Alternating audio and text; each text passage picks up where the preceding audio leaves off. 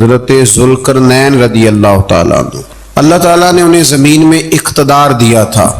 4 لوگ دنیا میں ایسے ہو چکے ہیں جنہیں اللہ تبارک و تعالیٰ نے پوری دنیا میں اقتدار دیا، ایک وقت میں پوری دنیا کا ایک ہی بادشاہ۔ 2 مسلمان تھے، 2 کافر۔ مسلمانوں میں حضرت سلیمان علیہ السلام اور جناب ذوالقرنین علیہ السلام، اور کافروں میں بخت نصر اور نمرود، یہ 2 لوگ ہیں جنہیں اللہ نے پوری دنیا میں اقتدار دیا، اور پھر اس کے بعد آنے والے وقت میں اللہ تعالیٰ امام مہدی کو سارا اقتدار عطا فرمائے گا پوری دنیا کا۔ حضرت ذوالقرنین کے بارے میں 2 روایات ہیں، ایک تو یہ ہے کہ وہ نبی تھے اور ایک یہ ہے کہ نہیں وہ ولی تھے، لیکن مجھے حضرت مولا علی شیر خدا رضی اللہ تعالیٰ عنہ کا قول ملا ہے جس میں آپ نے فرمایا کہ نہیں وہ نبی نہیں تھے، تو اس لیے میرا نظریہ یہی ہے کہ وہ اللہ کے ایک نیک بندے تھے۔ اللہ نے انہیں پوری زمین میں اقتدار دیا، وہ ایک مہم پہ نکلے، ان کا ارادہ بنا کہ میں ذرا دنیا کا چکر لگاؤں، تو انہوں نے سفر شروع کیا کہ میں دیکھوں ذرا سورج غروب کہاں ہوتا ہے، تو فرماتے میں پہنچا، بڑا گیا، لیکن میں اس مقام تک پہنچ گیا جہاں سورج غروب ہوتا ہے، تو پھر میں نے دیکھا کہ ایک سیاہ کنواں ہے جس کے اندر جا کے وہ چھپ گیا ہے، لیکن رب کریم کی اس حقیقت تک میں پہنچ سکا نہیں۔ پھر آپ فرماتے ہیں کہ میں آگے نکلا تو مجھے ایک قوم کے بارے میں بتلایا گیا جو بڑی خونخوار قوم تھی، بڑی خونخوار، اس کو یاجوج اور ماجوج کہا جاتا ہے۔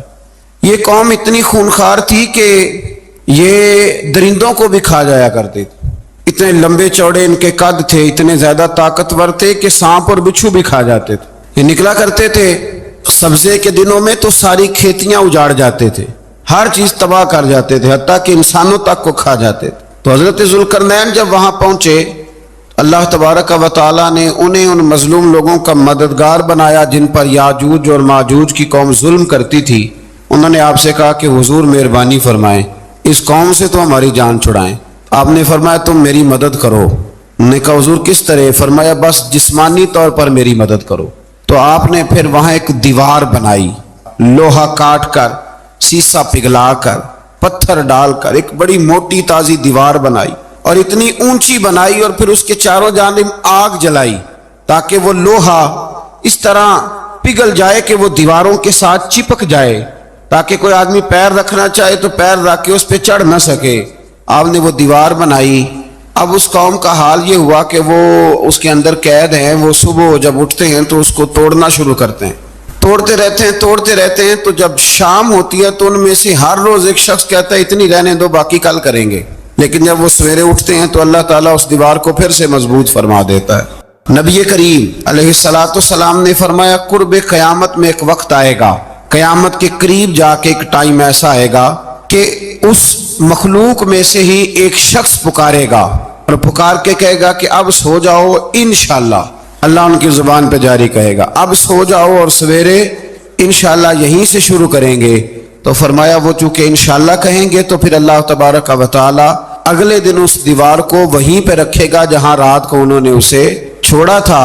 اگلے دن وہ توڑیں گے تو دیوار ساری ٹوٹ جائے گی، اور پھر اللہ تبارک و تعالی کا فضل ہوگا تو مسلمان کی طرف وہ بڑھیں گے، وہ قتل و غارت کریں گے، پھر سے وہی درندگی کریں گے۔ تو پھر حضرت عیسیٰ علیہ السلام ان کے لیے دعا کریں گے۔ وہ دعا کا یہ حال ہوگا کہ ان کے وجود پر کچھ ایسی چیزیں برآمد ہوں گی جن کی وجہ سے وہ مر جائیں گے، ختم کر دیے جائیں گے۔ قیامت کے قریب جا کے وہ دوبارہ آئیں گے۔ اس کے بعد پھر اللہ تبارک و تعالی نے سورہ کہف کی آخری آیات میں 7 سمندر اور ان جیسے اور بھی آ جائیں، فرمایا 7 سمندر ہوں اور ان جیسے اور بھی آ جائیں اور مل کر وہ روشنائی بن جائیں تو میرے رب کے کلمات ختم ہونے سے پہلے سمندر ختم ہو جائیں گے۔ اور آخری آیت میں اللہ تعالیٰ نے فرمایا کہ اے رسول صلی اللہ تعالی علیہ وسلم آپ کہہ دیجئے کہ میں تمہاری طرح ہی ایک بشر ہوں، انا بشر مثلکم، میں بھی تمہاری طرح ایک۔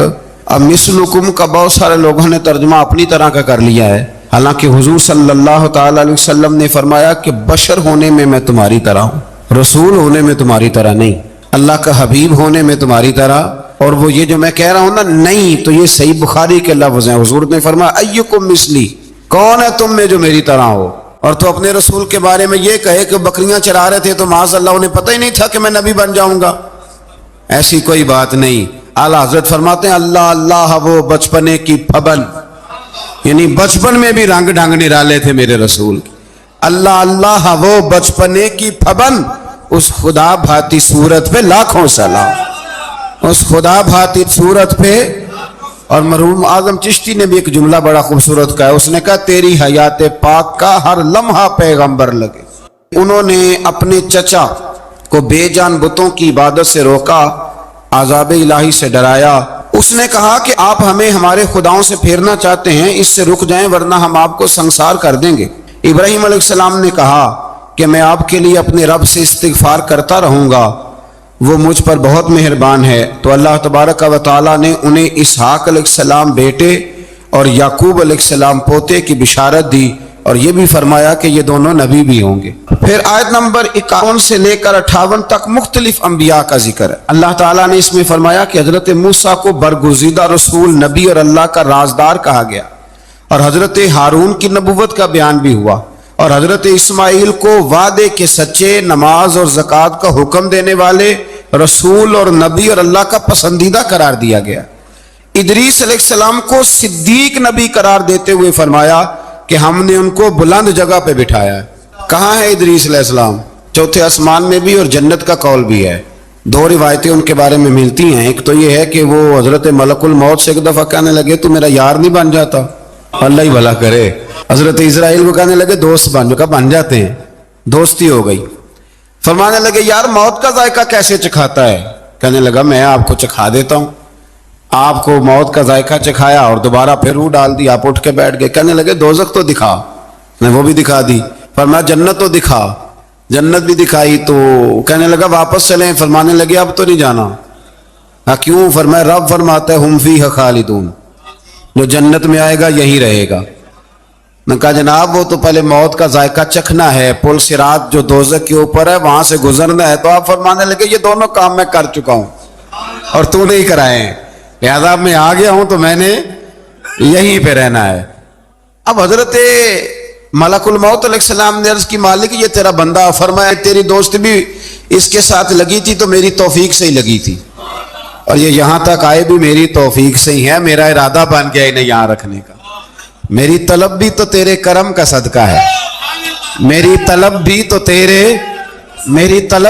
تیرے کرم کا صدقہ ہے. یہ پاؤں اٹھتے نہیں بلکہ یہ اٹھائے جاتے ہیں. تو یہ بھی تو اس کا کرم ہوتا ہے نا کہ وہ کس طرح کر کے کسی کو نوازتا ہے. آیت نمبر 59 میں اللہ تعالیٰ کے فرما بردار اور سرکش بندوں کے احوال اور جو ان کے آخرت میں احوال ہوں گے ان کا ذکر کیا گیا. آیت نمبر 66 میں بتایا گیا ہے کہ منکرین آخرت حیات بعد الموت کے بارے میں ہمیشہ شک میں مبتلا رہے. انہیں یقین ہونا چاہیے کہ مرنے کے بعد دوبارہ وہی خالق زندہ کرے گا جس نے پہلی بار بغیر کسی نام و نشان کے پیدا کیا. آیت نمبر 76 میں بتایا کہ جو لوگ گمراہی میں مبتلا ہیں ان کے ابتلا میں اضافے کے لیے مہلت کی مدت بڑھا دی جاتی ہے، اور جو ہدایت یافتہ ہیں ان کو مزید استقامت نصیب ہوتی ہے. اللہ کے ہاں ثواب اور انجام خیر کے اعتبار سے باقی رہنے والی نیکیاں سب سے زیادہ بہتر. ایسی نیکیاں کریں جو باقی رہیں ہمیشہ. کیا کہتے ہیں؟ صدقہ جاریہ.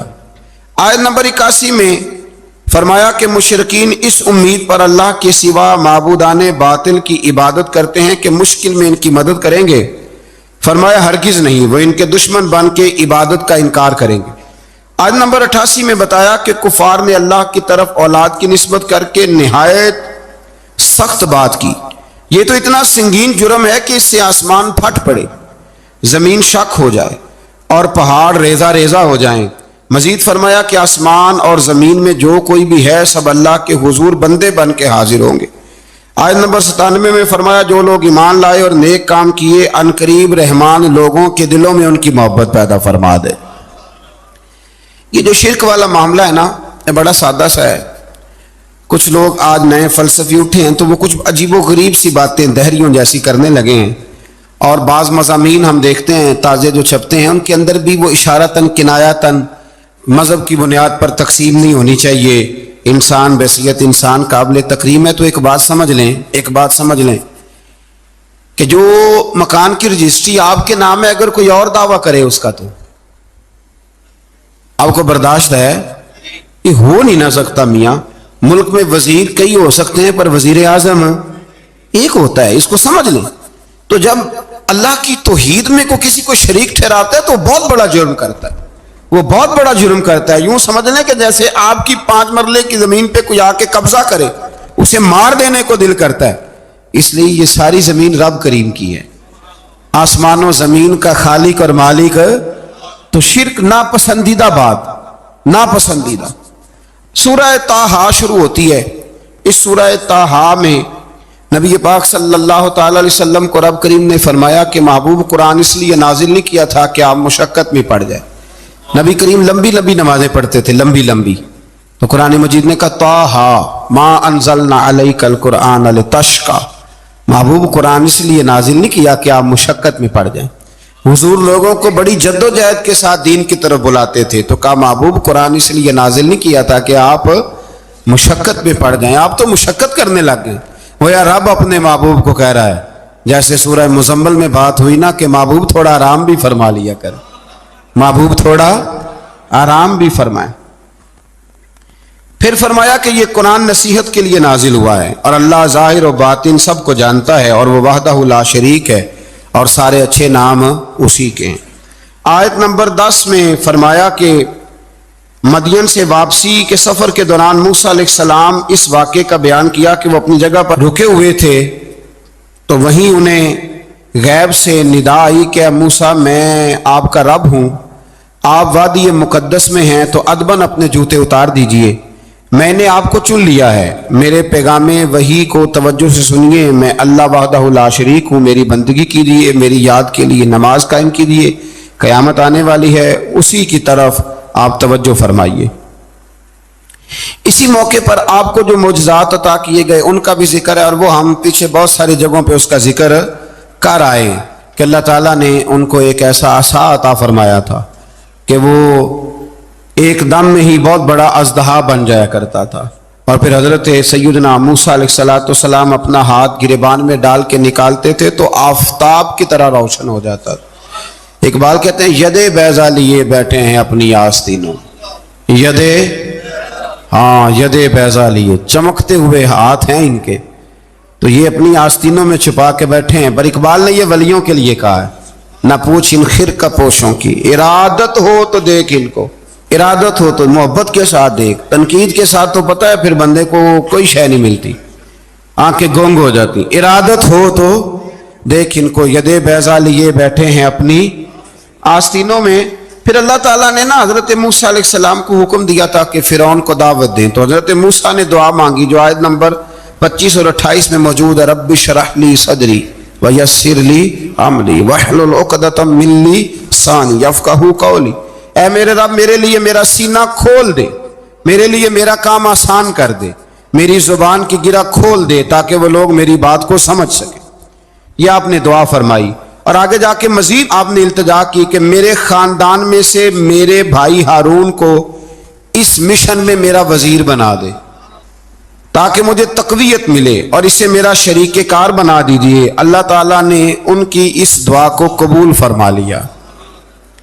آیت نمبر 38 سے حضرت موسیٰ علیہ السلام کی پیدائش کا ذکر ہوتا ہے، اور یہ تقریباً آیت نمبر 76 تک چلتا ہے۔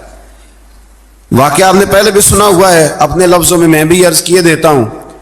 فرعون کو اس نے وہ خواب دیکھ لیا تھا کہ ایک ستارہ اٹھے گا اور پھر وہ گرے گا تو میری ساری سلطنت کو تباہ کر دے گا۔ نجومیوں سے اس نے پوچھ لیا، اس نے کہا کہ ایک بچہ پیدا ہوگا جو تیری سلطنت کو تباہ کرے گا۔ چاہیے تو یہ تھا کہ وہ توبہ کرتا، لیکن اس نے کیا کیا کہ اس نے بچوں کو قتل کرانا شروع کیا۔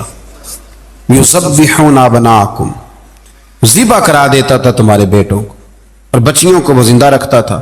اللہ تبارک و تعالیٰ کی قدرت دیکھیے، رب بڑا ہی کریم ہے۔ آپ یقین کریں مولا کے دینے کے انوکھے ہی انداز ہیں۔ یعنی حضرت موسیٰ کوہ طور کے پاس آگ لینے جائیں تو اللہ تبارک و تعالیٰ پہلی وہی فرما کے نبی بنا لے۔ بھائی حضرت یوسف کو کنویں میں ڈالے تو رب وہاں سے نکال کے مصر کا حکمران بنا دے۔ وہ بڑا ہی بے نیاز ہے، مولا کے دینے کے انداز بڑے ہی انوکھے ہیں، وہ بڑے انوکھے انداز میں نوازتا ہے۔ تو حضرت موسیٰ جب پیدا ہوئے تو ان کی والدہ نے پتہ کیا کیا، ان کو ایک صندوق میں بند کر کے دریا میں بہا دیا۔ اب دریا میں بہتے جا رہے ہیں تو ماں تھی تو پریشان بھی ہو گئی، ان کی ہمشیرہ کو کہنے لگی ذرا دھیان رکھنا کدھر جاتے ہیں، حضرت موسیٰ علیہ السلام دریا میں بہتے بہتے نا فرعون نے نا دریا کے کنارے مکان بنایا ہوا تھا. آپ کو پتہ ہے بادشاہوں کا ذوق ہوتا ہے. آج کل ہمارے جو حکمران ہیں انہوں نے اس کا نام فارم ہاؤس رکھا ہوا ہے, میرا فارم ہاؤس, اور پرانے زمانے میں لوگ ڈیرا کہتے تھے. تو اس نے بھی اس طرح کا فارم ہاؤس بنایا ہوا تھا. وہاں پہ حضرت موسیٰ علیہ السلام تیرتے ہوئے تابوت کے اندر, صندوق کے اندر جا رہے ہیں. فرعون اور ان کی بیوی حضرت آسیہ بے اولاد تھیں, بڑی تڑپ تھی بیٹے کی, وہ بھی وہاں کھڑی تھی. صندوق تیرتا ہوا آیا تو فرعون نے کہا کہ جاؤ پکڑ کے لاؤ دیکھو کیا ہے. جب وہ لے کے آئے نا تو آپ کی ہمشیرہ جو نگرانی کر رہی تھی پریشان ہو گئی کہ یہ تو اس کے ہاتھ لگ گئے, یہ تو اب مار ڈالے گا. لیکن جب خوبصورت اور چمکتا ہوا بچہ دیکھا تو بی بی آسیہ کہنے لگی یہ بنی اسرائیل کا ہے ہی نہیں, یہ تو پتہ نہیں کہاں سے بہتا ہوا یہاں آ گیا ہے, تو ایسے ہی چھوڑ, یہ پتہ نہیں کہاں سے, یار رکھ نہ لیں. تو حضرت موسیٰ علیہ السلام وہ کہنے لگا نہیں انہی کے ہیں, موسیٰ علیہ السلام اسی کے ہیں. تو آسیہ کہنے لگی تیرے تو سر پہ نا بس بھوت ہی سوار ہو گیا, ہر وقت وہی لوگ تجھے یاد رہتے ہیں, پتہ نہیں کہاں سے بہ کے آیا. اب رکھ لیا, مان گیا فرعون. آپ فرعون کے گھر میں جو اس لیے بچے مروا رہا تھا کہ میری سلطنت حضرت موسیٰ پیدا نہ ہو جائیں, تو اسی کے گھر میں پرورش پانے لگے, اسی کے گھر میں. اب عورتیں منگائیں گئی دودھ پلانے کے لیے, تو حضرت موسیٰ علیہ السلام کسی بی بی کا دودھ نہیں پیتے, تو آپ کی ہمشیرہ نہ وہیں دائیں بائیں گھومتی رہتی. تو کہنے لگی جناب آسیہ سے کہ میں ایک بی بی کو جانتی ہوں, بڑی صاف ستھری ہے, مجھے امید ہے یہ بچہ اس کا دودھ پیے گا. تو فرعون کہنے لگا دوڑ کے لا. تو وہ اپنی والدہ کو لے کے آئیں تو حضرت موسیٰ نے فوراً دودھ پینا شروع کر دیا. فرعون کو پھر تھوڑا شک ہوا. ایک روایت یوں بھی لکھی ہے بعض لوگوں نے کہ فرعون ایک دن اٹھایا ہوا تھا, حضرت موسیٰ کی ابھی تھوڑی سی عمر تھی, تو آپ نے اس کی داڑھی پکڑ کے تو ایک گھونسا دے مارا. جلالی تو شروع سے ہے نا. تو کہنے لگا آسیہ تو مان نہ مان یہ بچہ وہی ہے. تو حضرت بی بی آسیہ کہنے لگی کہ تجھے غلط فہمی ہے, یہ وہ نہیں ہے. اس نے کہا دیکھو نا یہ تو اٹھاتی ہے تو پیار کرتا ہے, اور میرے جب قریب آتا ہے تو اس کے لب و لہجے میں تلخی محسوس کرتا ہوں. اس نے کہا بچوں کو کیا پتا. خیر ایک طرف اس نے کھانے پینے کی چیزیں رکھ دی, ایک طرف انگارے رکھ دیے. وہ بھی حضرت آسیہ کہتی ہیں کہ تجھے سمجھ آئے بچے بچے ہوتے ہیں. حضرت موسیٰ بچے تو تھے پر تھے تو اللہ کے نبی نا, اللہ کے نبی تھے. جب اس نے کہا نا یہ بچے ہیں, تو حضرت موسیٰ علیہ السلام بجائے انگاروں کی طرف جانے کے نبی تھے, وہ سیدھے کھانے پینے والی چیزوں کی طرف بڑھنے لگے. فرعون کہنے لگا اب بتا. اللہ تعالیٰ نے حضرت جبریل کو بھیجا, انہوں نے کہا ادھر نہیں جانا آپ ادھر جائیے. تو آپ آگ کی طرف گئے اور ایک کوئلہ اٹھا کے زبان پہ رکھ لیا. تو آسیہ کہنے لگی سمجھ آئی, بچے کو کیا پتا کدھر جانا ہے کدھر نہیں جانا. اگر وہ اتنا ہی خیال ہوتا, وہی بچہ ہوتا تو آگ. اور بعض مفسرین نے لکھا ہے یہ جو حضرت موسیٰ دعا مانگتے تھے نا ربی شرح لی صدری ویسر لی امری, یہ وہ آگ کا انگارہ جب کوئلہ منہ میں رکھا تھا نا تو اس کی وجہ سے زبان میں کچھ لکنت آ گئی. تو آپ دعا کرتے تھے کہ یا اللہ میری زبان کی وہ بند گرا کھول دے تاکہ میں کھل کے فرعون کے سامنے بات کر سکوں. وہیں حضرت موسیٰ پلنے لگے, وہیں پلے, وہیں جوان ہوئے, وہیں اللہ نے ساری دولتیں دی, بہن بھی ملی, ماں بھی ملی, اور سارے عزیزوں کا پیار بھی ملا. اسی گھر کے اندر اللہ نے پرورش کر کے فرعون کے ظلم سے بنی اسرائیل کو نجات عطا فرمائی. آیت نمبر 77 سے موسیٰ علیہ السلام کو حکم ہوا کہ راتوں رات بنی اسرائیل کو لے کے نکل جائیں. انہیں اللہ کی طرف سے یقین دلایا گیا کہ ان کے لیے سمندر میں خشک راستہ نکال لیا جائے گا. فرعون نے ان کا تعاقب کیا اور سمندر میں غرق کر دیے گئے. اس مقام پر اللہ تعالیٰ نے بنی اسرائیل پر اپنے احسانات کا ایک بار پھر ذکر فرمایا. حضرت سعد بن ابی وقاص رضی اللہ تعالیٰ عنہ بھی ایک دن جہاد کے لیے نکلے تو رستے میں سمندر آ گیا. حضرت موسیٰ کی قوم کو نا سمندر نے رستہ دیا تھا, تو جناب سعد بن ابی وقاص سمندر کے کنارے کھڑے ہو کے, اب وہ لوگ پوچھنے لگے حضور کیا کرنا ہے. فرمایا کرنا کیا ہے, ابھی دیکھیں کیا ہوتا ہے. تو فرمانے لگے وہ سمندر و دریا اگر تو حضرت موسیٰ کی نافرمان قوم کو رستہ دیتا ہے تو ہم تو رسول اللہ کے فرما بردار غلام ہیں, ہمیں بھی رستہ دے. تو 12 رستے بن گئے دریا میں سے. جناب سعد بن ابی وقاص لشکر لے کے گزر گئے, باہر گئے تو ایک دفعہ پھر صحابہ کو یقین دلایا. فرمایا کسی کی کوئی چیز تو نہیں رہ گئی دریا میں. دشت تو دشت ہیں دریا بھی نہ چھوڑے ہم, بحر ظلمات میں دوڑا دیے. اب میں کیا کروں, علامہ اقبال نے ہر جگہ کلام لکھا ہے, ہر جگہ. یہ آپ کو پتہ نا, ایک صاحب مجھے بھی سمجھا رہے تھے, میں نے جمعے میں بھی وضاحت کی, کہنے لگے آپ اقبال کی بڑی تعریفیں کرتے ہیں. میں نے کہا مجبوری ہے، وہ کام ہی تعریفوں والے کرتے ہیں تو ہو جاتی ہیں، کیا کیا جائے. عام دام برسر مطلب. تو حضرت سعد بن ابی وقاص نے پوچھا کچھ رہ تو نہیں گیا؟ کہا جناب پیالہ رہ گیا میرا مٹی کا دریا میں. تو حضرت سعد بن ابی وقاص کہنے لگے کوئی مسئلہ نہیں، ہم رسول اللہ کے غلام ہیں. اور اس پر بڑی دلائل ہیں، وقت نہیں ہے آگے بڑھنا ہے. فرمایا او دریا ہمارا پیالہ تو واپس کر دے. تو ایک لہر آئی تو پیالہ بھی کنارے پہ پھینک گئی. تو اللہ تعالیٰ نے حضرت موسیٰ علیہ السلام کو کی قوم کو وہاں سے نجات دی. آیت نمبر 85 سے سامری کا ذکر ہے. سامری ایک جادوگر تھا. جب حضرت موسیٰ علیہ السلام تشریف لے گئے نا کوہ طور پہ، تو اس نے نا سونے کا ایک بچڑا بنا دیا تھا اور اس کے منہ میں ایسی تاریں اس نے لگائی تھیں کہ جب ہوا چلتی تھی تو وہ تاریں بجتی تھیں. مفسرین نے لکھا ہے. تو بنی اسرائیل والوں کو یہ کہتا تھا دیکھو یہ بولتا ہے. تو بڑے کمزور ایمان کے لوگ تھے، اس طرف متوجہ ہو گئے. حضرت موسیٰ علیہ السلام واپس آئے تو انہوں نے پوچھا کہ یہ ماجرا کیا ہے. تو اس نے کہا کہ میں نے نا حضرت جبریل علیہ السلام کا گھوڑا جب چل رہا تھا تو ان کے پاؤں سے جو مٹی لگ رہی تھی وہ مٹی میں نے تھوڑی اٹھا لی تھی اور وہ میں نے اس کے منہ میں رکھی ہے، جس کی وجہ سے اس کے منہ سے آواز ہے. وہ مٹی کب اٹھائی تھی وہ بھی لکھا ہے مفسرین نے کہ حضرت موسیٰ علیہ السلام نے جب کہا نا بنی اسرائیل والوں کو کہ گھوڑے ڈالو اندر، حالانکہ رستے بن بھی گئے تھے، پھر بھی کہنے لگے ایسا نہ ہو کہ اندر جائیں تو پانی پھر آ جائے.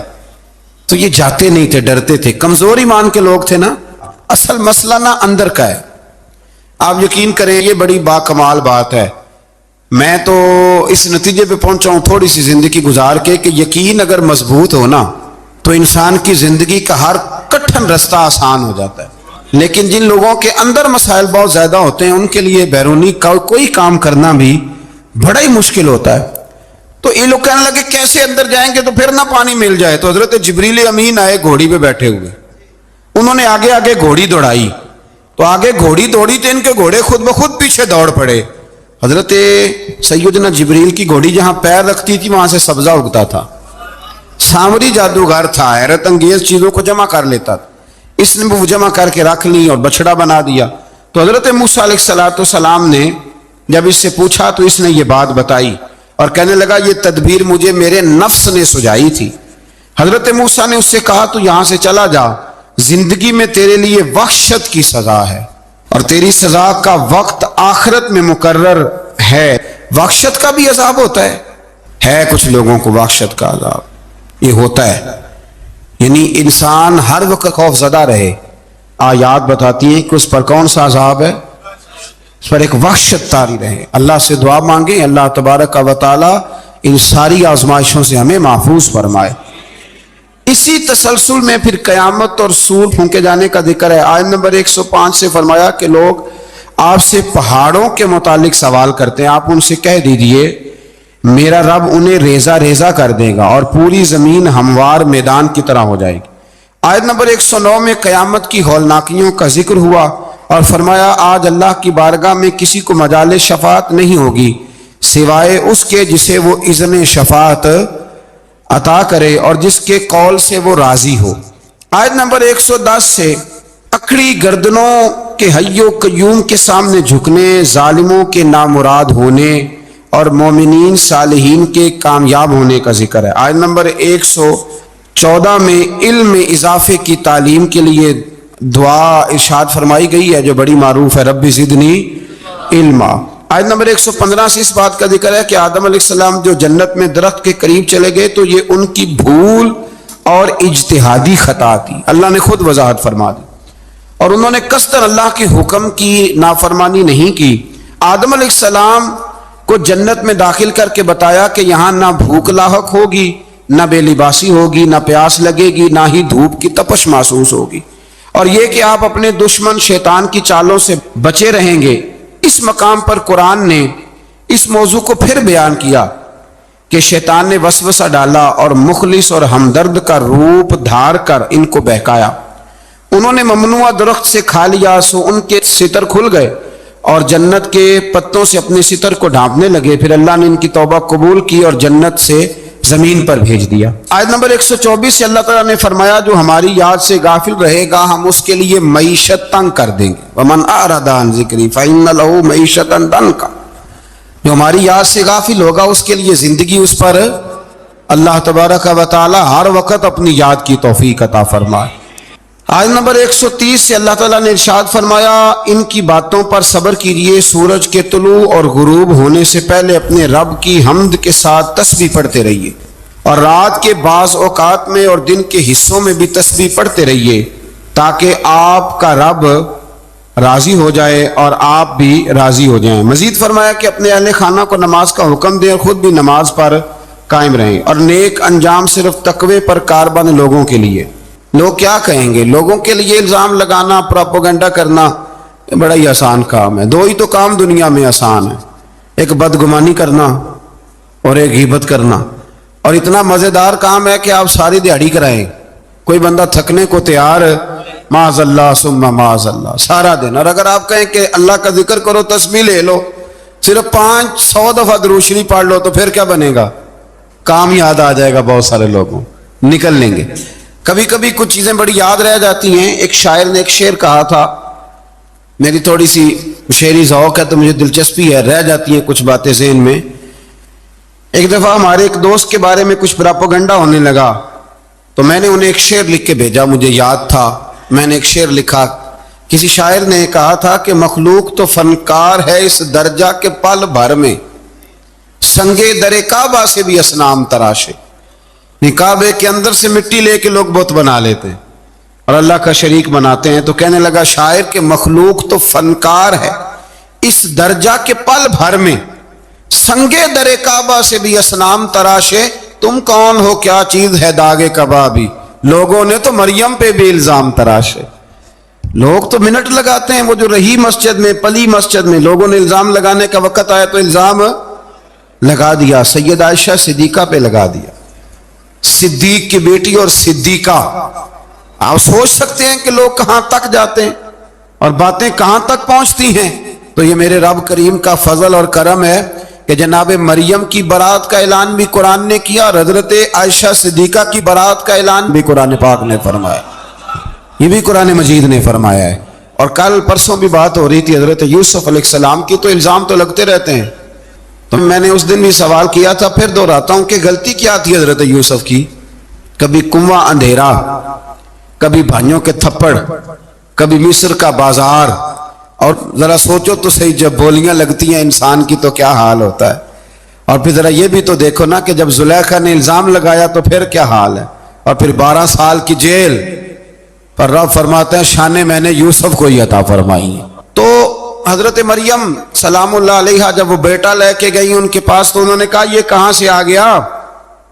آپ فرمانے لگی میں نے تو چپ کا روزہ رکھا ہوا ہے، اسی سے پوچھ لو یہ کہاں سے آیا ہے، یہی بتائے گا۔ پنگھوڑے میں تھے حضرت عیسیٰ علیہ السلام، پنگھوڑے میں، تو قرآن مجید کہتا ہے کہنے لگے قال انی عبد اللہ، حضرت عیسیٰ بولے اور بول کے کہنے لگے میں اللہ کا بندہ ہوں، اور آتانی الکتاب، خالی نہیں آیا کتاب ساتھ لے کے آیا ہوں، وجعلنی نبیا، اور اس نے مجھے نبی بنا کے بھیجا ہے۔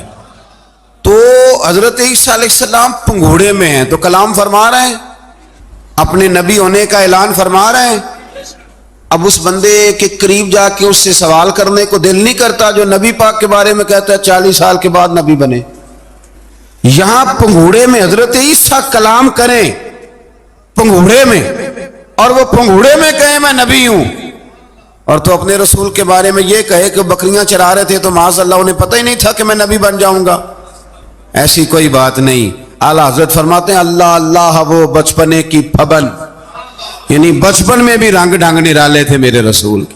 اللہ اللہ وہ بچپنے کی پھبن، اس خدا بھاتی صورت پہ لاکھوں سلام، اس خدا بھاتی صورت پہ۔ اور مرحوم اعظم چشتی نے بھی ایک جملہ بڑا خوبصورت کہا ہے، اس نے کہا تیری حیات پاک کا ہر لمحہ پیغمبر لگے۔